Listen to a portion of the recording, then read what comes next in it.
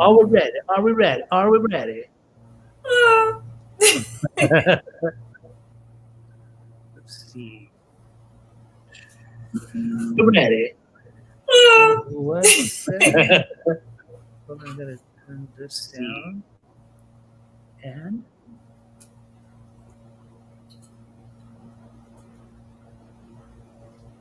okay. So, welcome to Pej's Recovery Corner. We're here live today. We're live with Kristina Rose. He's my friend.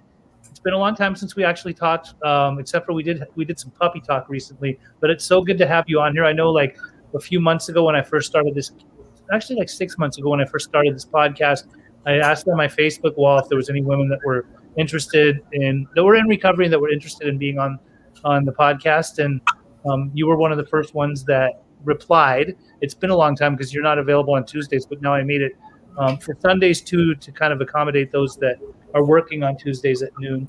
And so I'm so happy that you're here today. Welcome to the corner. Thank you. Thanks for having me. I forgot about the Facebook post, actually. I thought I was just special and you thought of me. Dun, dun, dun. Well, you are actually very special, yes. And I think the most that we interacted back in the day, or where our friendship sort of evolved, was like when I had cancer probably 4 years ago, and you actually came and like you were a friend, and I really, really appreciate you for that. And you're amazing. And so I wanted to talk a little bit about your recovery. And first and foremost, though, we want to learn about who is Kristina. Like, where were you born? Where'd you grow up? I'll ask some questions along the way, and then just tell me who you were and what happened, and then we'll get to like where you got into things like the drugs or the alcohol or both. So, where are you from? Who's Kristina Rose? So I was born in South Bay and raised in South Orange County. My family moved down here when I was young, like 3. And so I've never left. I've always been in South Orange County. Sorry if you hear my dog in the background chewing on a Ziploc bag. Hang on. You're good. Okay. I don't want to do a trip to the vet today. Anyway, yeah, so my family, I have an older sister, and a younger sister, and we have a lot of alcoholism in my family. And, yeah, that's pretty much that. Okay. But with having alcoholism in your family, when you were growing up, like obviously you were 3 years old, you moved to Orange County. Is that where you moved? Mm-hmm. And then where'd you move? Laguna Niguel. And when did you yourself, if there was alcoholism in your house, when did you first start drinking or using?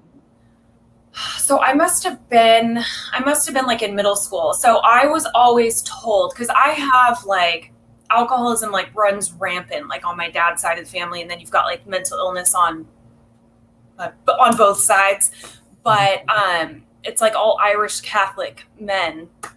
And I was always told, like as a kid, like if you pick up a drink ever in your life, like you are at such high risk, you're going to turn out just this way, like you can't drink because this is going to be the outcome. That was what I was always told. And even though like I knew that, instead of like listening to that, I was just like out to prove them wrong, if you will, and show that like I could drink like a normal person, whatever that's like, So lo and behold, my mom was right.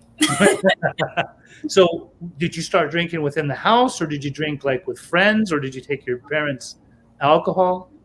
So the first time I drank, it was with my older sister. So my older sister's 3 years older than me, and she was like my right-hand man. Like it kind of introduced me to a lot of things. Like I went out and like smoked pot on my own in middle school, just with some friends like at their house. But my older sister was really like the influencer, if you will, but also my dad, because he was using drinking in the home. And so if ever I wanted, to cope with my feelings and the stuff I was going through, I would just go creep into his stash. So it was kind of just readily available for me. Mm-hmm. Was drugs in the mix? Was it alcohol? Was it both? Mainly alcohol, like prescription pills. That was always my big thing, was prescription pills and weed. And then, okay, so prescription pills, like, how did you get those? Was it in the medicine cabinet, or what was it? Yeah, so it was my dad. My dad's always been addicted to painkillers, like as long as I can remember. Mm-hmm. So, and I knew that like from the time I was quite young, and then I started just kind of checking it out for myself, and I would just go steal some of his pills. And would you drink with it too, or just do them just as the pills that they were? It was easier for me to get pills and weed than it was for me to get alcohol at the time. So my dad actually didn't drink in the home. Like my sister drank, but my dad didn't start drinking until, because he was sober. Like he was sober on his pills. Like he had gotten multiple DUIs when I was super young. And so he didn't drink until probably way later into my teens. So alcohol was like a no-no in my house, other than when my sister would randomly like get a bottle. You know how it is when you're young. It's like tough to get alcohol. It's like I said, it was easier to get weed and steal my dad's pills. Wow. The good old days. The good old days. So, I mean, so this was in your adolescence or even before? Okay. Yeah. Like how young? Gosh, 13, 14, all in that range. I mean, I was in treatment by 17. So that was my first time going into treatment. Like as my friends are all like graduating high school, I was like on my way to adolescent. Yeah. And how long were you in treatment as a teen?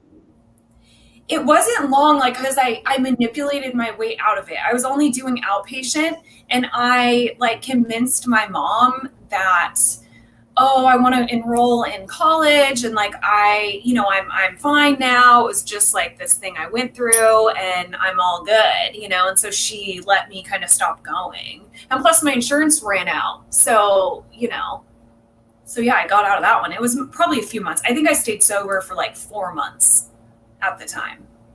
And that was just staying sober because you were required to stay sober? Like there was no recovery behind it, or you knew nothing about recovery, or you did know? So I did know, and I had gone to meetings, off and on with my dad over the years. So like I knew that like there was 12-step programs and whatnot. And then I did go to meetings when I was in treatment. That was like a requirement, right? So that was my first introduction into 12-step work. I had a sponsor that I didn't really work with. Like I asked somebody, and yeah, that was my first introduction. That was the first time that I identified as alcoholic or addict. Like that was the first time, but I didn't really believe it because I was too young. It's not possible. I'm not even 21 yet. All that stuff that you say as a young person in AA, or at least that was my experience in the program. So when you, obviously you didn't 4 months. And then after that, what was it? Just because you were transitioning into young adulthood, it was like, oh, I'm not done. I'm just going to keep partying. Yeah, I don't really have a problem, all that stuff. And really for me, it was like, because I started, drinking and using at such a young age, and then trying to get sober at such a young age, I really felt like I didn't have an identity. Like this was like me. This was my, like the drinking and using was who I was. Like that was my crew of people. That was like my life. So then you take that from me and like, what do I have? Like I had my cigarettes and I had nothing. Like I felt like I had nothing, and I didn't know who Kristina was. And yeah, so I started drinking again and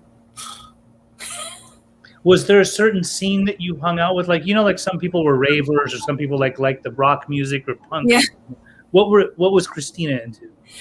A little bit of all of it. I mean, back in the day, like when I was in high school, we were all like the scene, like emo kids. And yeah, we would go to raves and stuff. I mean, we all did a lot of ecstasy, and I did go to some raves, and that was just like my crew in high school. We were all getting loaded. I mean, it was I think it was either was it my junior or sophomore year? One of my best girlfriends who's sober now, She and I, like, we already had so much like unmanageability in our life at such a young age that we tried to do like sober September, because we were like, okay, this is already like creating a problem. Right.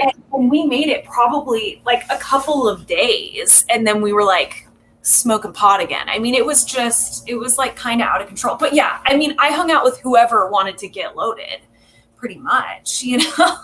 Right. No matter who you were, as long as you want to party.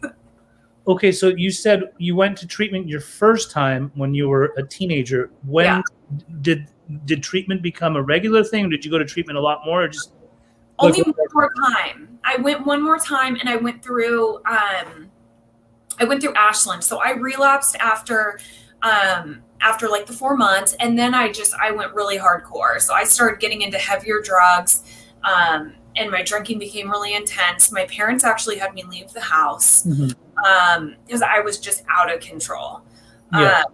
And then I picked up the phone and I called, you know, when I was ready to like seek help. I picked up the phone. I called one of my counselors from treatment. And this is why I think no matter how many times you've like been in treatment, I think it's so cool that every time you're like building a little bit of a foundation for recovery. And although like relapsing is so gnarly, and hopefully no one has to relapse, it's like the reality is most of us do, but every time that you come in, it's like you're building a little bit of a stronger foundation, you know, so it's kind of the benefit. But anyway, I called like one of my counselors and she referred me to Ashland.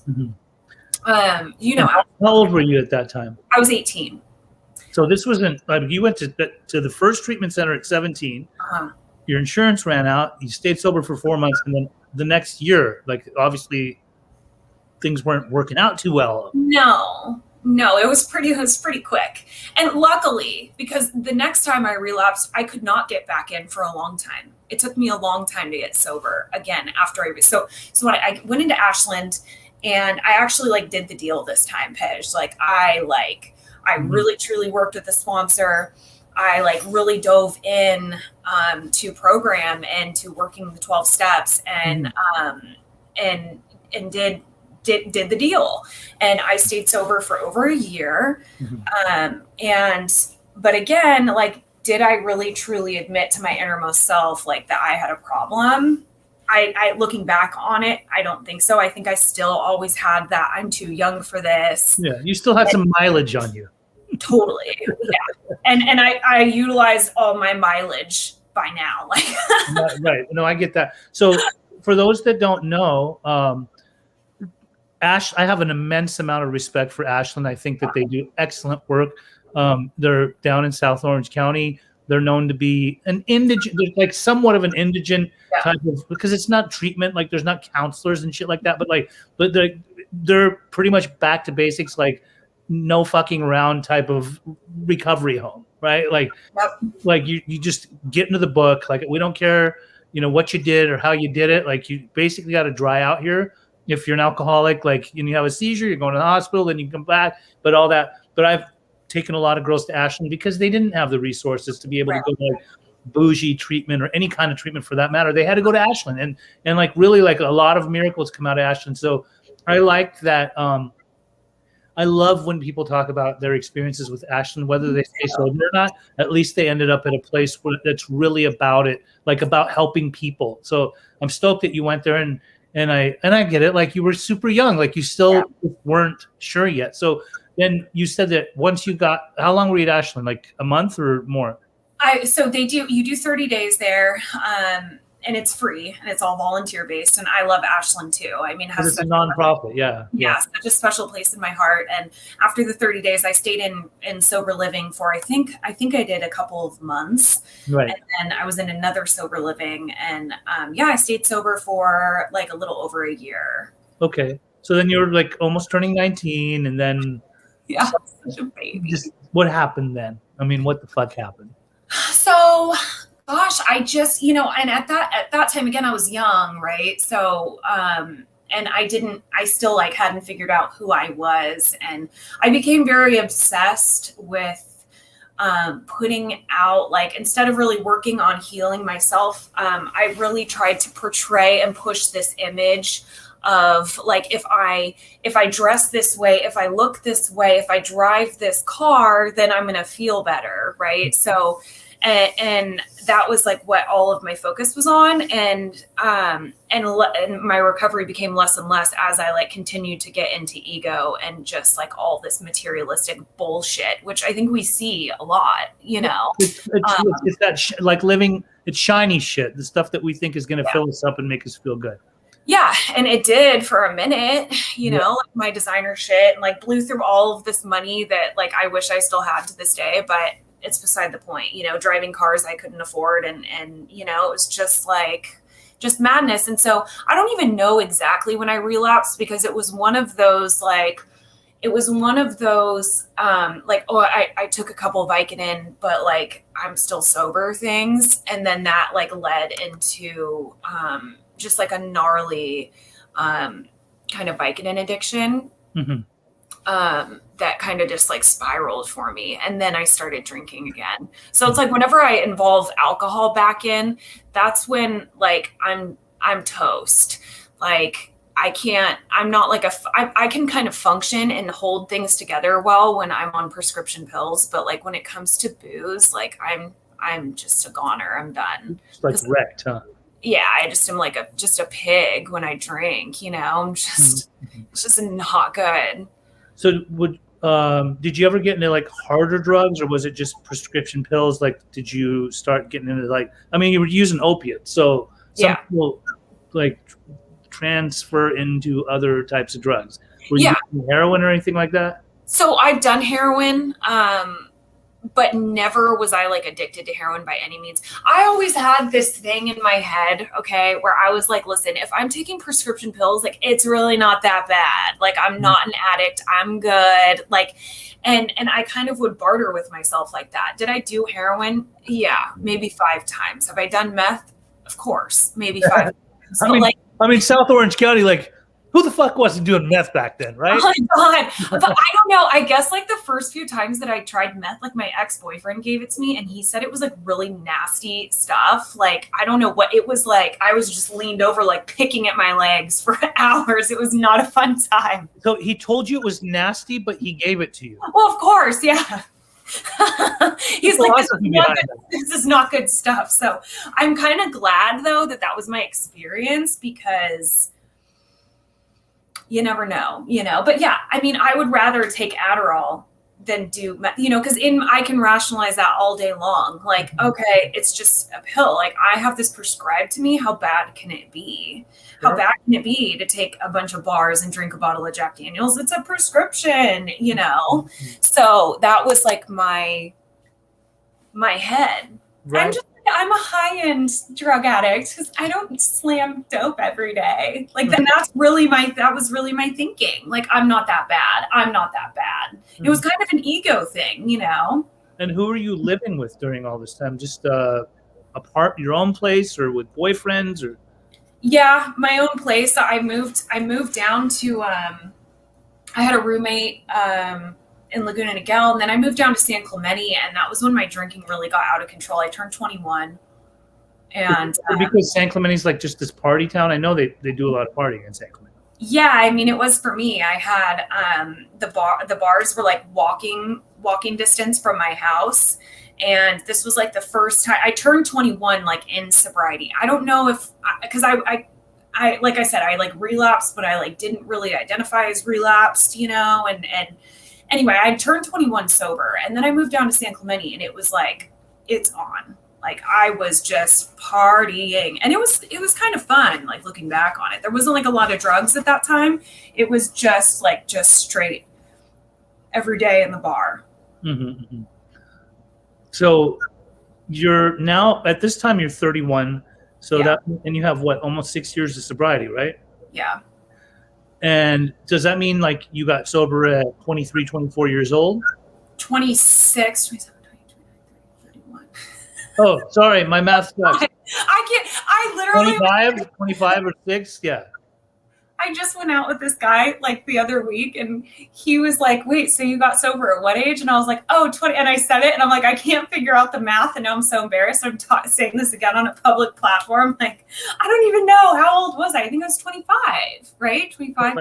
So what happened that you partied for like a good 3 or 4 or 5 years from 21 and on. So what happened that you got sober? Yeah, and it was that time, like, I could not get back. Like, I couldn't get back. And there was just so much destruction that happened in that time frame. I was in a really, really, really, really, really terrible relationship that, oh my God, it was so bad. Really abusive, just terrible relationship. And we were doing a lot of drinking and using together, and really abusive, and from both of us. And we went to jail together, and anyway, so when I got sober, it was, I had gotten out of jail, and I was like, I'm not going to drink anymore, that whole thing. And then yet again, here I was, like, hiding, pretending I'm sober and doing well, and hiding this like prescription pill addiction that I've got going on. And this time when I got sober, like August 31st, it was actually my dad, finally was at a place where he was like getting evicted from his apartment, had nowhere to go, like just drinking himself to death. And I was like showing up for him, like helping check him into the hospital and doing all this stuff and acting like I'm like this hero, like, oh, look at me helping my dad, when meanwhile I'm secretly getting high, and so one day I was taking him to check in at treatment. We got him into a treatment center, and I was driving to check him in. And like, Pej, I didn't have any intention of like not taking a pill that day. It just didn't happen. Like, I just didn't, I believe that like God gifted me like that first day of just not picking up a pill. And then all of a sudden, like the second day, and I didn't pick up a pill. And then the third day, and I didn't pick up a pill or a drink, and then those days went by, and I was like, holy shit, like I'm sober. And then I picked up the phone and I called, my old house mom from Ashland. And I was like, hey, can you sponsor me? I need help. And she was like, thank God you're back, and then that was kind of how it happened. So nothing, like, there was no incident other than like, I watched what I thought was an act of God, like my dad being willing to go into treatment. And I believe that like God just gave me my sobriety back. Like, it sounds kind of cheesy, but like, that's kind of how it happened for me. I didn't do anything. I didn't go into treatment, It's not cheesy at all. I think it's wonderful. I think that's what we call God's divine intervention. I believe that God intervened. So, you went to jail. Do you mind talking about that? Like, what'd you do, you little gangster? Like, what was that all about? So let me just tell you that I'm like the most not gangster person in the world. I know you're not. I'm the biggest wimp, and like I like, it was so terrible being in jail, because I'm like, here I am, this like spoiled little South Orange County little chick, and then I'm like in jail, and anyway, so the ex-boyfriend that I mentioned earlier, oh my gosh, we were just like, we were on a sick one. He's like next level. And so we were really bad influences on each other. But he and a friend, they basically robbed their old boss. So they went into his house. I was passed out like in the car, and they walked into his house and took a safe out of his house, and the safe had $150,000 in cash. So I went to jail for residential burglary and grand theft. Wow. Yeah. So, and I did most of more jail time than both of those assholes. And I didn't even go into the house because they're little bitches. So did you get charged with that? Like, you actually had to do time for that? Yeah, I did 3 months. I did 10 days in county. Over Christmas, mind you. So my first time in jail, and it's like Christmas Eve and Christmas Day. I mean, it was terrible. But, and I'm coming off drugs, not a fun time at all, let me tell you.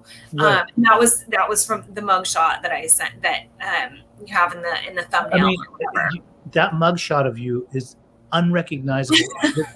I'm telling you right now, that doesn't look like you. That looks like, I know. just a whole different person. I know. And I was so happy when I finally got it, because it just, I looked at it and I was like, wow, like God is good. Like this was me. Like this was me. And now like, look at my life now. It's just, it just, oh, it's just insane. But yeah, my face was all black and blue because my ex-boyfriend had, I guess I was beating him up. I don't remember, who knows. And then he clipped me. He was really tall and kind of like bigger guy. And he clipped me in the face allegedly with his elbow, and like my eye was like all red.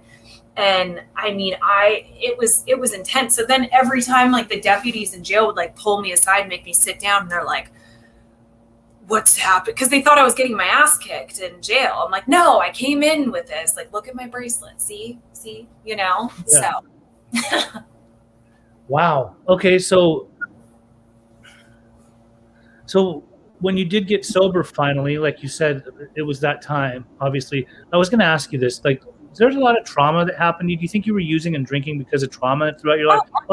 Other than the relationship trauma, because it sounds like you were in some clusterfucks of scenarios and relationships, perhaps. Yeah, you can say that.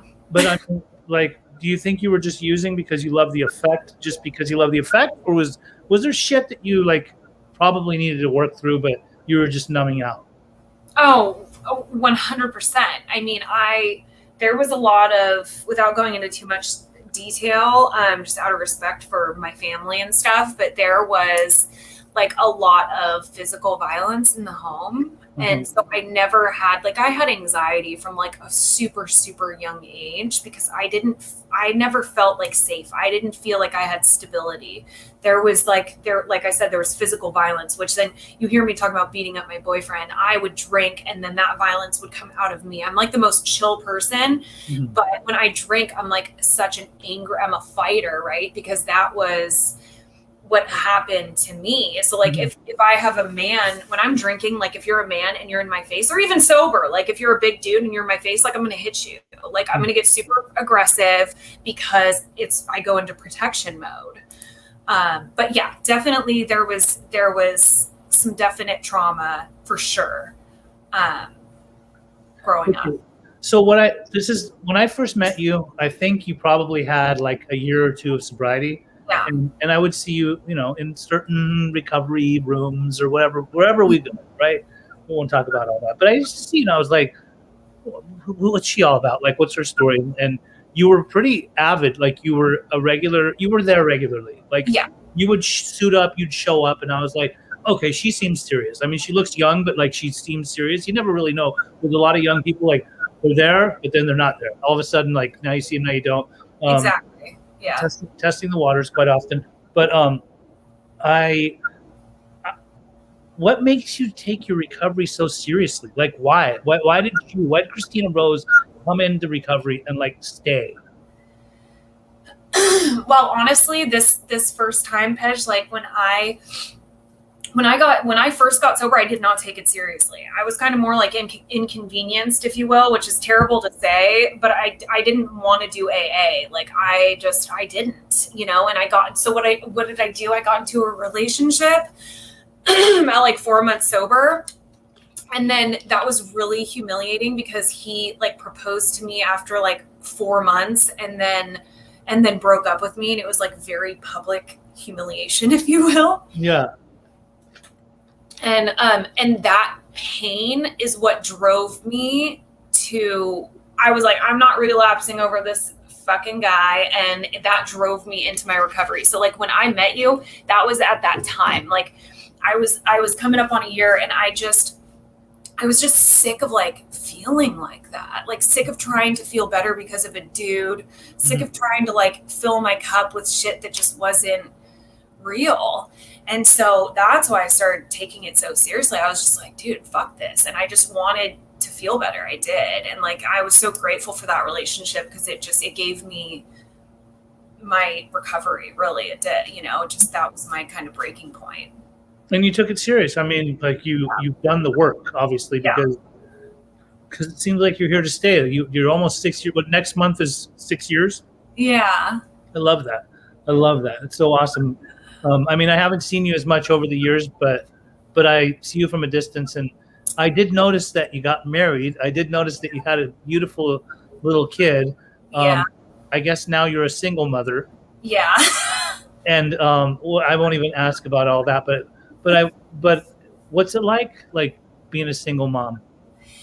It's, you know what, Recovery. it's the recovery aspect of it is a challenge because I also work full time. I work full time and I've got my kid.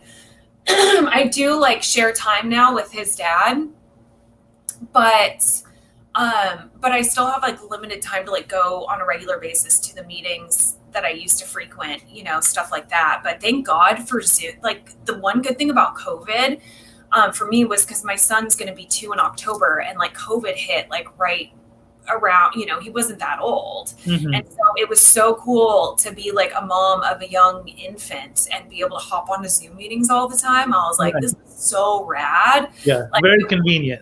yeah, it was perfect. And so still I try to take advantage of that, but it's not, I don't have like the consistency in my recovery that I used to. And I think a lot of moms, whether they be single or not, kind of have that struggle. You've got your kid running around, or I drag my kid to meetings with me, but now he's just charging around the room and I'm like, dude, you know? So the one thing that I've done is just try to stay in close contact with my higher power, and I'm very current with my sponsor. Very current with my sponsor. And what do you do for work? I manage a dental office. So if you're managing a dental office, where's your kid? In like daycare? He goes with his dad. So when I go to work, he's kind of with his dad. So we've been blessed that we've been able to kind of navigate both of our schedules to make it so he's never had to go into like a daycare setting. Good. Very good. So, yeah. So have you had a lot of friends that have overdosed and died? Yes. How is that for you? How do you deal with that? You know what's funny, Pej, is like I literally was just putting on this shirt and I realized that this was, I think you know her. I don't want to say her name, but the one the blonde gal that just recently passed. Yeah. You guys were friends? Like not really close, but like we hung out. Like she was friends with one of my best friends, and like we hung out. You know, this was her shirt. And I just put it on and I was like, fuck, man. And it hit me like, it was totally ironic that you then asked that because I was like, dude, she was so young and just like so beautiful. And just like her spirit was just, she was one of those people that like, even if you didn't know her, like she made you feel like you were her friend, like right away, you know? She had an amazing spirit about her. Like there was just, I could never be mad at her. Like, except for when the relapses, then I would be like, what the fuck are you doing? Like, you're gonna die. I know. And it's so, I was just talking to a friend of mine about this morning. It's like, it's so crazy how some of us just get it like that. Like for me, I feel guilty sometimes. I'm like, I didn't even try this time. Like I didn't even try. It was just like, God just like gave me the poof, there you go. There's your sobriety back now. Do something with it, you know? But so many that try to come back, like continual, just chronic relapses, and they come back, but then they go out and you know, that whole cycle. It's like, why do some of us make it and some of us don't? It's just terrible. I've known a bunch of people to relapse and die over the years. Being in 12-step communities, you see that. It's terrible, you know? It's just awful. It's the reality. It's like jail, death. It's pretty much all we've got. Mm-hmm. You know? Or you get sober and you recover. That's it. That's all there is to it. I mean, but there's some work to be done, and then some more work, and that's okay. Yeah, absolutely. Well, I mean, if you have anything that you could say to anybody out there, because you got sober young and you're still super young, like you're like, when I was young, no, you're still young. Like compared to me, like you're still super young. So what do you have, anything you want to say before we finish up that could be helpful to somebody who might be struggling? Dude, as a young person, everybody says like, oh, just like find your people and like reach out to everybody.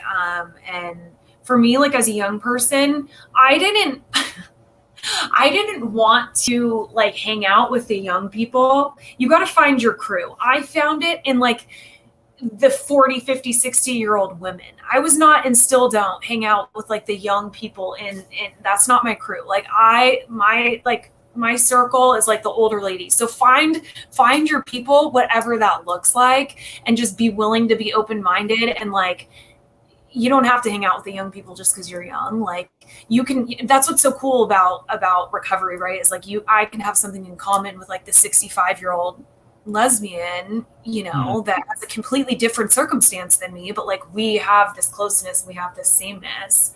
And so just find your people, whatever that looks like, and don't feel pressured. But just reach out. You have to reach out, which I hate doing. So I'm an isolator. Awesome. Well, it's good to see you again. I hope when I'm down in Orange County, I do see you sometime in one of those rooms that we end up in sometimes. But yes. I enjoyed hearing from you. It's good to see you. Good to hear from you.